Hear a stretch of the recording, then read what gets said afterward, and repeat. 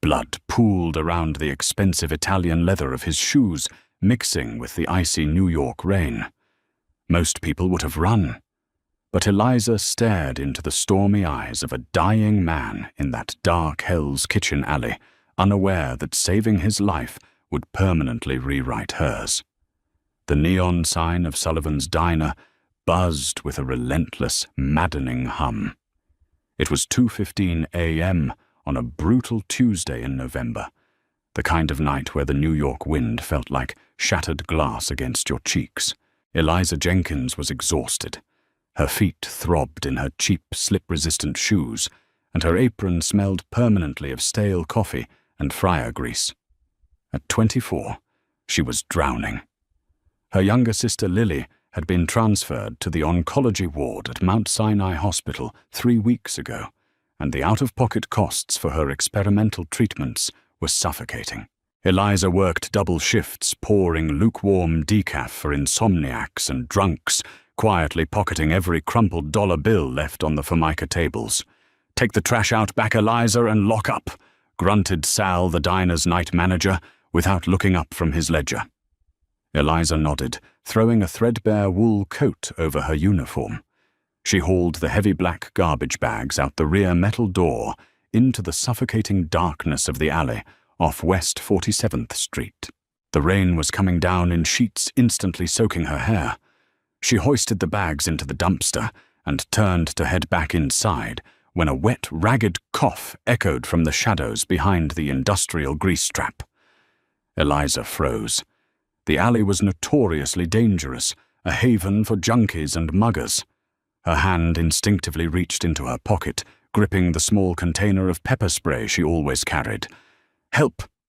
The voice was barely a rasp, thick with liquid. She took a cautious step forward, the glow of a distant street lamp illuminating a shape slumped against the brick wall. It was a man. He was dressed in a dark, impeccably tailored Brioni suit, completely out of place among the damp cardboard boxes and rusted dumpsters. Eliza stepped closer, her breath catching in her throat. His white dress shirt was saturated with a deep blossoming crimson. He was clutching his abdomen, his fingers slick with his own blood. "Oh my God," Eliza gasped, dropping to her knees. "Hold on, I'm calling 911. She fumbled for her cracked iPhone before she could dial a hand shot out like a striking viper. His grip on her wrist was terrifyingly strong for a dying man. He had a heavy custom-made gold signet ring on his index finger. "No cops!" He choked out, his dark eyes locking onto hers. They were cold, calculating, and terrifyingly lucid, despite the trauma. "No hospitals. They'll finish what they started." "You're bleeding to death," Eliza panicked, trying to pull her wrist away. "You need a surgeon. If you call them, we both die tonight." He whispered, a trickle of blood escaping the corner of his mouth. He unbuttoned his soaked jacket, revealing the matte black grip of a Sig Sauer P226 tucked into his waistband. It wasn't a threat, but a statement of who he was. Eliza's heart hammered against her ribs. She was a nursing school dropout. She had left her program at NYU when her mother died to take care of Lily. She knew exactly what a gunshot wound to the abdomen looked like. If the bullet had nicked his descending aorta or liver, he had minutes. She looked at the diner door, then down at the stranger. Every survival instinct screamed at her to run, to let the criminal underworld handle its own refuse. But as she looked into his eyes, she saw the same desperate will to live that she saw in her sister's eyes every day in that hospital bed. "If you die in my alley, Sal is going to fire me," Eliza muttered, a hysterical edge to her voice. She hauled him up, draping his heavy arm over her shoulder. He groaned in agony, his weight nearly crushing her, but adrenaline fueled her steps. She dragged him through the back door, bypassing the kitchen, and shoved him into the diner's dry storage room, locking the door behind them. The small room smelled of flour and canned tomatoes. Eliza eased him onto a bed of empty burlap sacks. She sprinted to the manager's office, swiping the industrial first aid kit, 2 bottles of rubbing alcohol, a sewing kit, and a flashlight. When she returned, his eyes were rolling back. "Hey, look at me!" Eliza slapped his cheek sharply. "Stay with me. What's your name?" "Lorenzo." He slurred, fighting to keep his eyes open. "Okay, Lorenzo, this is going to hurt worse than getting shot." Eliza ripped open his ruined shirt. There were 2 entry wounds. One was a clean through and through on his left shoulder. The second was lower, grazing his side. It was a vicious laceration, bleeding profusely, but miraculously the bullet hadn't lodged in his organs. She poured the rubbing alcohol directly over the wounds. Lorenzo arched his back, a guttural roar tearing from his throat, but she clamped her hand over his mouth to muffle the sound. "Quiet," she hissed. For the next 2 hours under the beam of a cheap flashlight, Eliza worked. She packed the deep grays with hemostatic gauze from the kit, applied immense pressure, and used the heavy-duty needle and thread to close the laceration on his shoulder as best as she could. It was crude, ugly work, but it stopped the bleeding. She wrapped his torso tightly in sterile bandages, binding them with duct tape from the supply shelf to maintain pressure. Exhausted, covered in his blood, she collapsed against the bags of flour, her chest heaving. Lorenzo's breathing had steadied. His feverish eyes studied her face in the dim light. "Why did you do it?"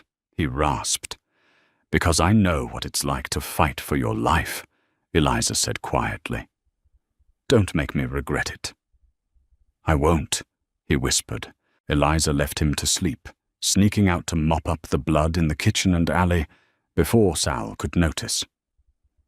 When she returned to the storage room at 6 a.m. to unlock the doors for the morning shift, the room was empty. Lorenzo was gone. The only proof he had ever been there was her blood-stained apron and a stack of crisp $100 bills sitting on top of a flour barrel, $10,000 in total. Resting squarely on top of the money was a heavy silver Zippo lighter engraved with the image of a screaming falcon. That money paid off Lily's hospital debt the very next day. Eliza quit the diner, moved apartments, and tried to forget the ghost with the dark eyes. 3 years can change a person, but it rarely erases their scars. By the winter of 2026, Eliza was 27 and breathing a little easier. Lily was officially in remission. To afford a better life for them, Eliza had worked her way up from waitressing to the floor manager of Laura, a Michelin-starred Italian restaurant in the heart of Tribeca. It was an establishment where Wall Street executives and foreign diplomats dropped $5,000 on truffles and Barolo wine without blinking. It was a Tuesday evening. The restaurant was closed to the public for a private event booked under the name Apex Holdings. "They're here," hissed David the sommelier, adjusting his tie nervously. 4 black Escalades just pulled up. "Security detail is heavy." "Just treat them like any other VIPs, Eliza instructed, smoothing her tailored black blazer. "Refill the water glasses when they're half empty, don't interrupt their conversations, and whatever you do, don't stare." The heavy oak doors opened. 6 men in dark suits entered, first scanning the room with professional predatory efficiency.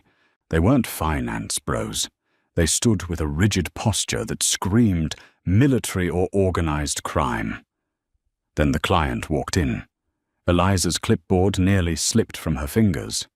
He was older, broader, and radiated an aura of terrifying authority. He wore a charcoal Tom Ford suit that clung to his muscular frame perfectly. His dark hair was styled impeccably silver, dusting his temples.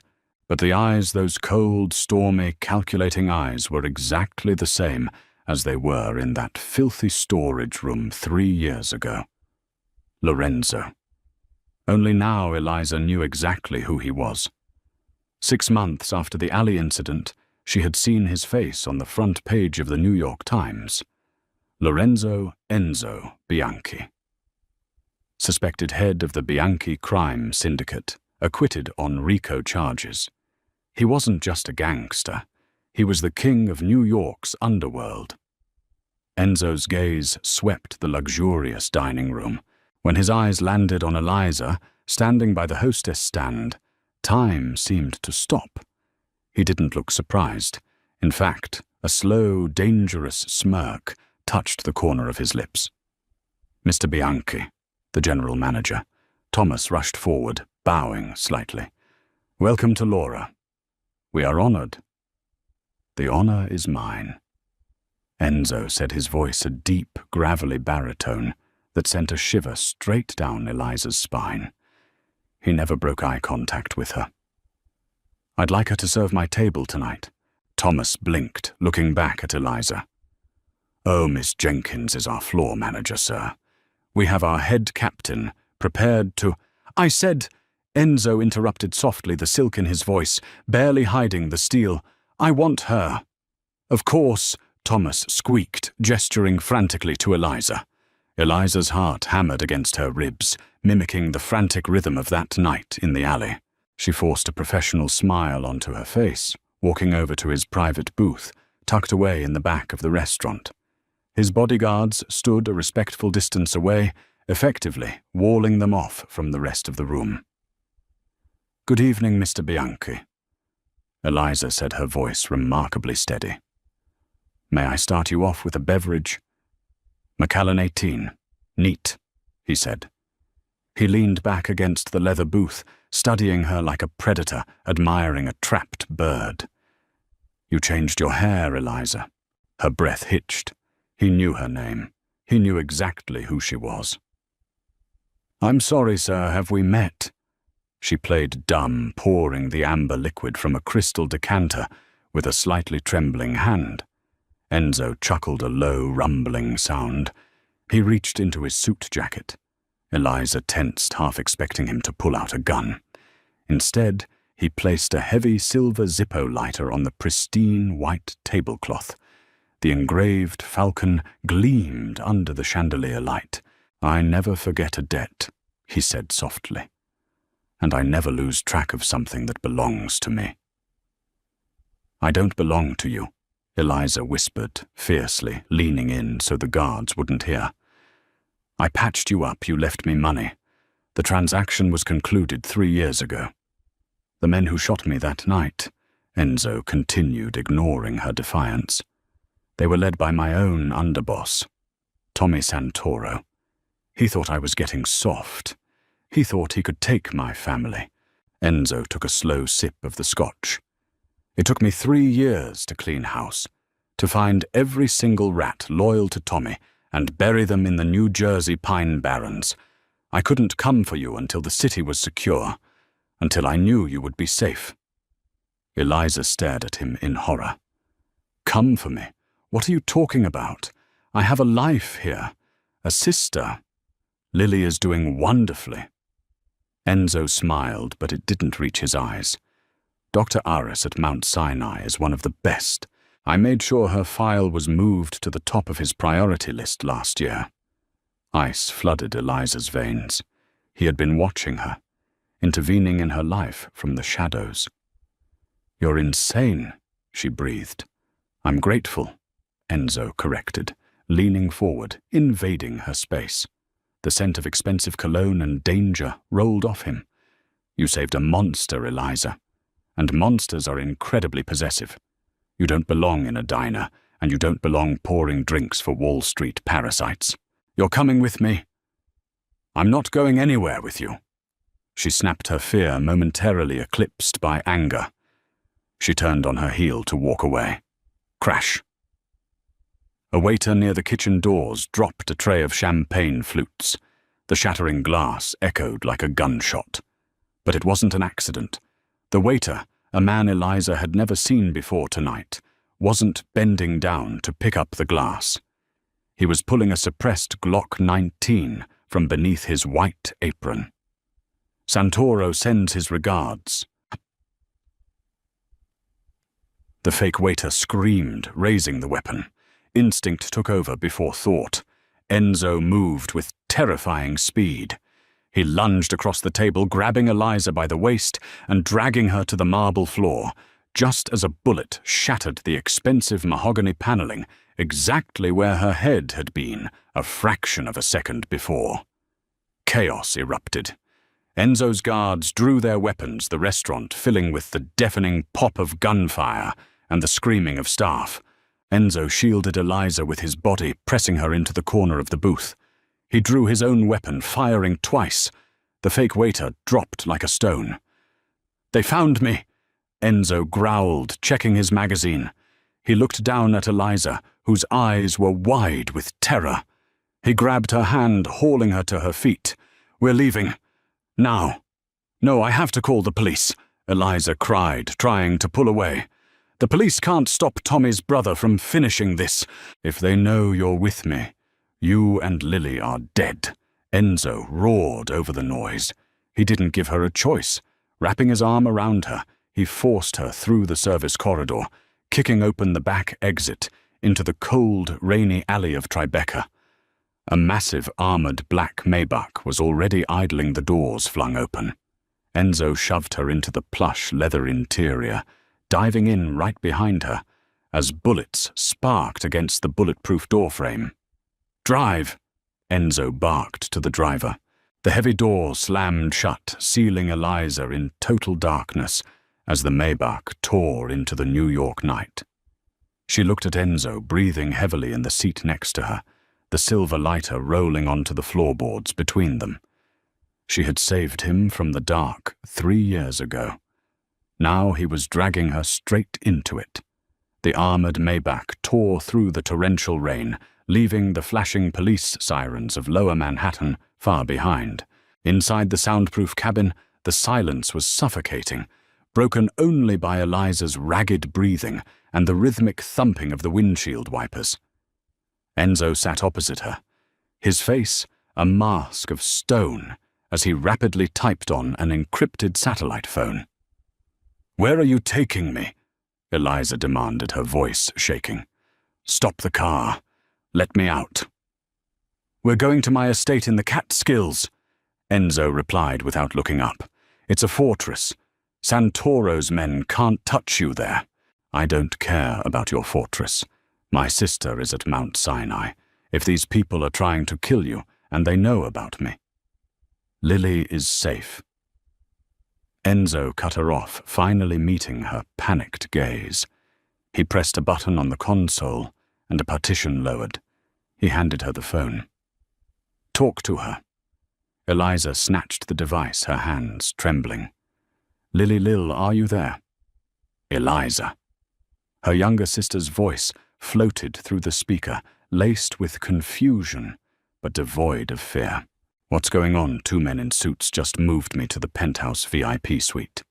Dr. Aris is here, but there are literally armed guards outside my door. They said they work for a Mr. Bianchi." Eliza closed her eyes, a tear tracking down her cheek. "Just stay in the room, Lily. Don't leave the floor. I'll explain everything tomorrow. I love you." She handed the phone back to Enzo. The adrenaline was fading, leaving a cold, hollow dread in its wake. "You had this planned?" "All of it. The attack at the restaurant was not part of the plan," Enzo said, his jaw tightening. "Only 3 men in my inner circle knew I was dining at Laura tonight. My accountant, my driver, and my underboss, Matteo. Someone sold me out to the Santoro brothers. Until I find out who the rat is, you stay with me. You are my only vulnerability, Eliza. I won't let them use you to get to me." "I am not your vulnerability. I am a hostage," she spat, turning her face toward the tinted window. 2 hours later, the Maybach passed through a set of massive wrought-iron gates in the dense, forested hills of the Catskill Mountains. The estate was a sprawling, brutalist masterpiece of black stone and floor-to-ceiling bulletproof glass, surrounded by high walls and armed patrols with attack dogs. It looked less like a home and more like a high-tech military compound. Enzo escorted her inside. The interior was unapologetically opulent Persian rugs, modern art, and cold marble floors. "Show Miss Jenkins to the East Wing guest suite," Enzo instructed a stoic housekeeper. He turned back to Eliza, his dark eyes softening just a fraction. "Get some sleep. Tomorrow we hunt a traitor." But sleep was impossible. Eliza paced the length of her luxurious bedroom, listening to the muffled sounds of helicopters landing and heavy boots echoing in the hallways. By 3 a.m., she couldn't take the isolation anymore. She slipped out of her room, navigating the silent, dimly lit corridors. She was looking for the kitchen to get a glass of water, but she found herself standing outside a heavy oak door that stood slightly ajar. It was Enzo's private study. Eliza peeked inside. The room was empty, illuminated only by the dying embers in a massive stone fireplace. Drawn by a morbid curiosity, she stepped inside. The walls were lined with leather-bound books and framed tactical maps of the 5 boroughs. But it was the glass display case on the far wall that made her blood run cold. Inside the case, perfectly preserved and dramatically lit, was a faded grease-stained diner apron. Her apron from Sullivan's diner. It was still covered in the dried, rust-colored stains of his blood. Next to it sat a thick dossier file. The tab on the folder read, "Eliza Jenkins, Asset Protection." She opened the file. Inside were hundreds of photographs. Eliza walking out of the diner. Eliza paying for her groceries. Eliza sitting by Lily's hospital bed. Financial records showing anonymous donations clearing her sister's medical debts. Even a background check on a guy she had briefly dated 2 years ago who had mysteriously broken up with her and moved to Ohio a week later. "You shouldn't be in here." Eliza spun around. It wasn't Enzo. Standing in the doorway was a tall, lean man with slicked-back blonde hair and a custom-tailored suit. He was holding a suppressed Heckler & Koch USP tactical pistol, and it was pointed directly at her chest. She recognized him from the news articles. Matteo, Enzo's right-hand man. Matteo. Eliza breathed, her mind racing. "You're the traitor. Santoro promised me the Brooklyn ports and half the syndicate."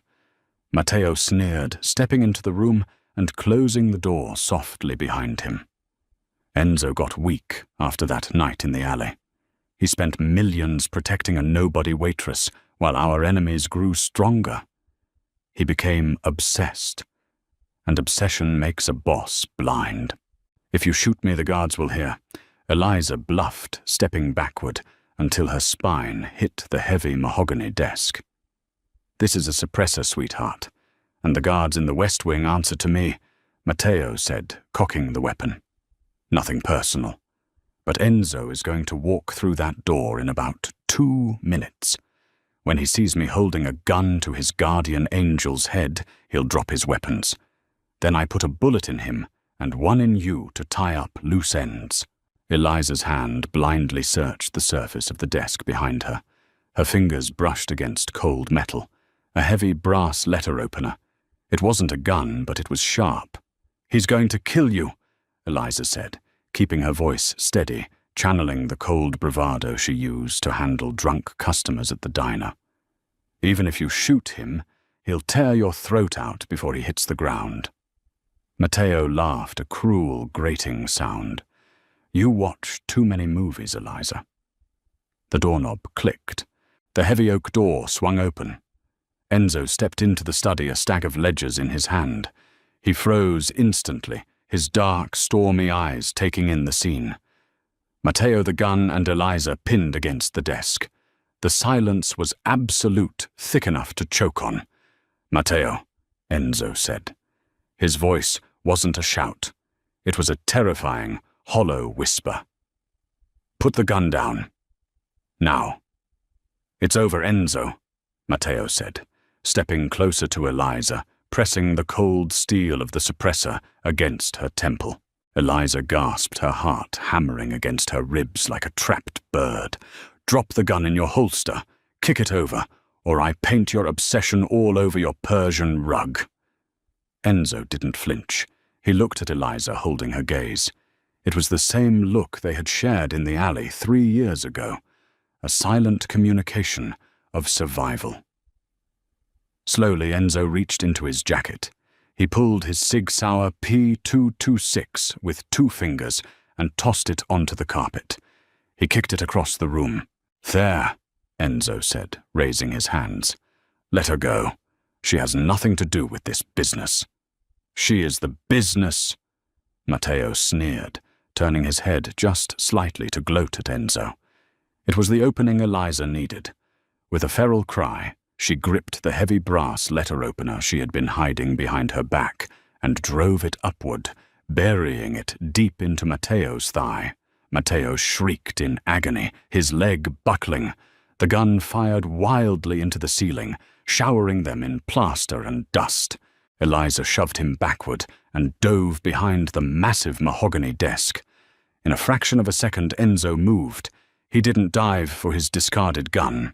Instead, he pulled a secondary weapon, a sleek silver combat knife hidden in his boot. He lunged across the room with the predatory speed of a panther. Before Matteo could recover and lower his gun, Enzo was on him. He drove his knee into Matteo's chest, sending them both crashing into the glass display case. The glass shattered, raining down over the blood-stained apron. Enzo grabbed Matteo's gun hand, twisting it violently until a sickening snap echoed through the room.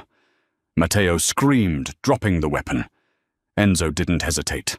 He drove the combat knife under Matteo's jaw upward into his skull. Matteo's body went rigid and then completely limp. Enzo stood up his chest, heaving his expensive suit covered in glass and blood.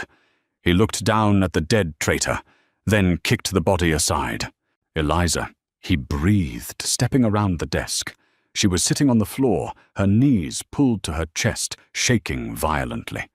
Enzo dropped to his knees in front of her, his bloody hands hovering in the air, afraid to touch her. "Are you hurt? Did he shoot you?" His voice was frantic. The terrifying mob boss, completely stripped away, leaving only a desperate man. "I'm okay," she choked out, looking at the blood on his hands.